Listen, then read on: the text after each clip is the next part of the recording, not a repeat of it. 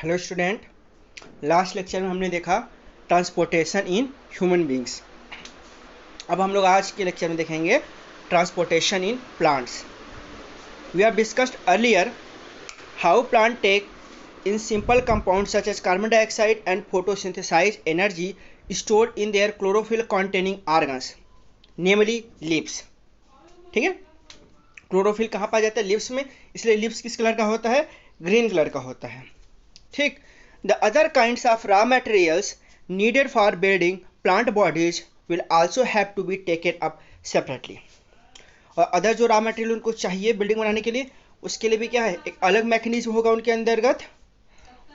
For plants the soil is the nearest and richest source of raw materials like nitrogen, phosphorus and other minerals. इनको जो minerals मिलते हैं कहाँ से मिलेंगे? सॉइल से ही मिलेंगे, जैसे कि nitrogen, phosphorus and other minerals.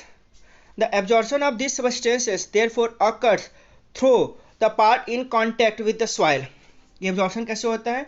Soil के कांटेक्ट में रहते हैं, वाटर के साथ रूट के माध्यम से एब्जॉर्ब हो जाते हैं।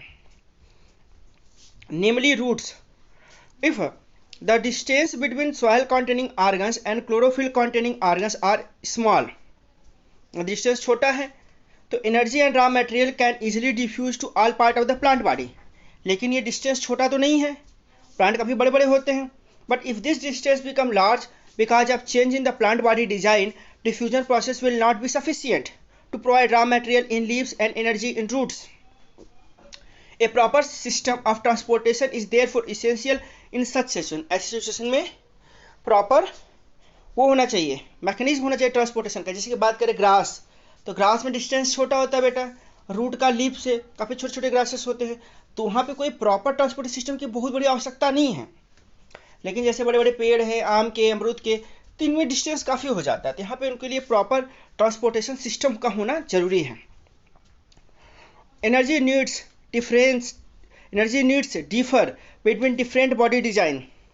अलग अलग बॉडी का डिजाइन का अलग अलग एनर्जी रिक्वायरमेंट है। Plant do not move and plant bodies have a large proportion of dead cells in many tissues. Plant अपने बॉडी को मूव नहीं कर सकता, उसके पास large number of dead cells भी होते हैं। As a result plant have low energy needs, इसलिए प्लांट की एनर्जी नीड थोड़ी कम होती है। And can be use relatively slow transport system, इसलिए उनका ट्रांसपोर्ट सिस्टम बहुत ज़्यादा फास्ट होने की जरूरत नहीं है, स्लो से भी काम चल जाएगा। The distance over which transport system have to operate however can be very large in plant such as very tall trees.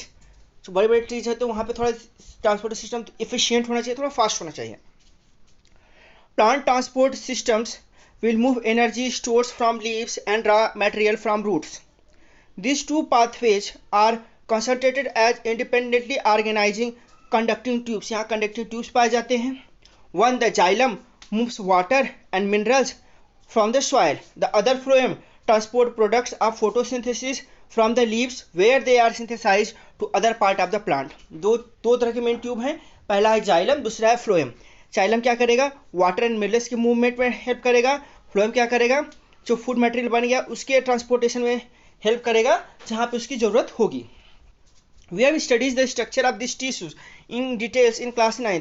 Class 9 में हमने प्लांट टिश्यू के बारे में डिस्कस किया था, जहाँ जाइलम और फ्लोएम क्या है, कॉम्प्लेक्स परमानेंट टिश्यू है। ये चीज़ें हमने समझी थी, और आप लोग एक बार जाके वो वाला सेक्शन जहाँ जाइलम और फ्लोएम के बारे में डिटेल्स में है उसको एक बार फिर से स्टडी कर लीजिएगा। अब बात करेंगे transportation of water. Transport of water in xylem tissue, vessels and tracheids of the roots, stem and leaves are interconnected to form a continuous system of water conducting channels reaching all part of the plant। ये सब मिलकर एक channel बनाते हैं और जिसकी मदद से क्या होता है, प्लांट के सभी पार्ट तक वो जाइलम पहुंच जाता है। At the root cell in contact with the soil actively take up ions. ठीक, this creates a difference in the concentration of this ions between the root and soil. Root और soil को जो ion का concentration difference होता है। Water therefore moves into the root from the soil to eliminate these differences। ये water in differences को eliminate करता है। This means that there is a steady movement of water into root xylem। root xylem enter कर जाएगा क्योंकि अंदर salt ज़्यादा है, बाहर salt कम है, water ज़्यादा है। Creating a column of water that is steadily pushed upward, जो कि ऊपर की ओर उसको push करेगा capillary action के through। However, this pressure by itself is unlikely to be enough to move water over the height that we commonly see in the plant. लेकिन ये इतना पर्याप्त नहीं है कि केवल पुश के बल पे इतने बड़े बड़े जो ट्रीज होते हैं उसके टॉप पे वो वाटर लेवल पहुंचा दे, तो कोई और सिस्टम भी होगा फिर, ठीक है. Plant use another strategy to move water in the xylem upward to the highest point of the plant body. Another mechanism जिसको हम लोग अभी डिस्कस करेंगे. इससे पहले हम लोग एक्टिविटी 6.8 को डिस्कस कर लेते हैं. Take 2 small pots of approximately the same size and having the same amount of soil. One should have a plant in it. ठीक है. पॉट्स मतलब 2 ठो गमले आप ले लें, same size same amount soil ले लें और एक में प्लांट लगा दें. Place a stick of the same height as the plant in the other pot. सबको सेम हाइट पे रख लिया. Cover the soil in both pots with a plastic sheet so that moisture can not escape by evaporation. Pots का जो soil का surface है उसको plastic sheet से कवर करो ताकि डायरेक्ट सॉइल से वाटर लॉस ना हो. Cover both sheets, one with the plants and other with the sticks with plastic sheets and place in bright sunlight for half an hour. Do you observe any difference in 2 cases?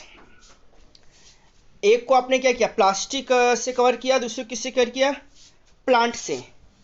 तो differences होगा. Plant के माध्यम से क्या होगा, transpiration से water loss होगा, जबकि प्लास्टिक से जो कवर करोगे वहाँ पे वाटर लॉस नहीं हो पाएगा क्योंकि प्लास्टिक उसको वाटर लॉस को रोक देगा. ठीक है. अब यहाँ पे आप ये डायग्राम देख सकते हैं, movement of water during transportation in a tree. ये वाटर अपवर्ड की ओर मूव कर रहा है और फिर जो स्टोमेटा से लॉस होता है through the process of transpiration वो हेल्प करता है पुल इफेक्ट का, जिसके बारे में अभी हम लोग डिस्कस करेंगे. Provided that the plant has an adequate supply of water, that the water which is lost through the stomata is replaced by water from the xylem vessels in the leaf. जो stomata से water loss होगा वो xylem vessel से उसको replace करता जाएगा. In fact evaporation of water molecules from the cell of a leaf creates a suction which pull water from the xylem cell of the root. अब ये स्टोमेटा से वाटर लॉस होती है, सक्शन ऊपर से खींचने का काम कर रहा है. ठीक है.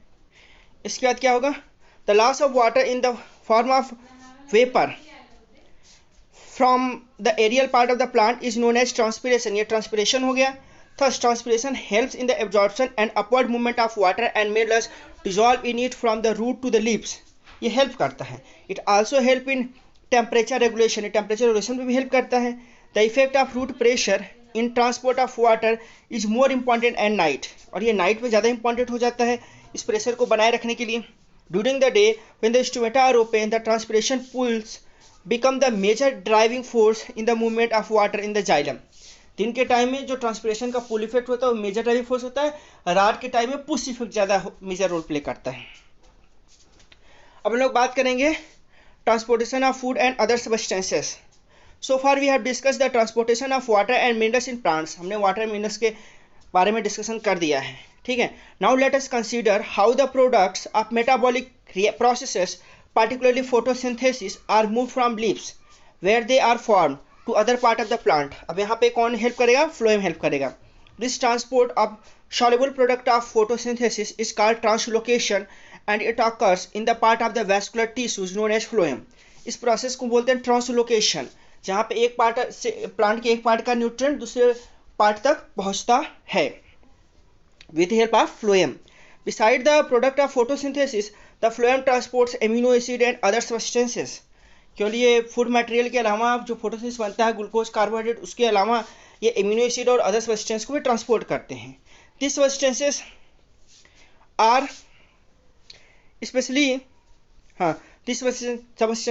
Specially delivered to the storage organ of the roots, fruits and seeds and to growing organs. ठीक है. The translocation of food and other substances take place in a sieve tubes with the help of the adjacent companion cells both in upward and downward direction.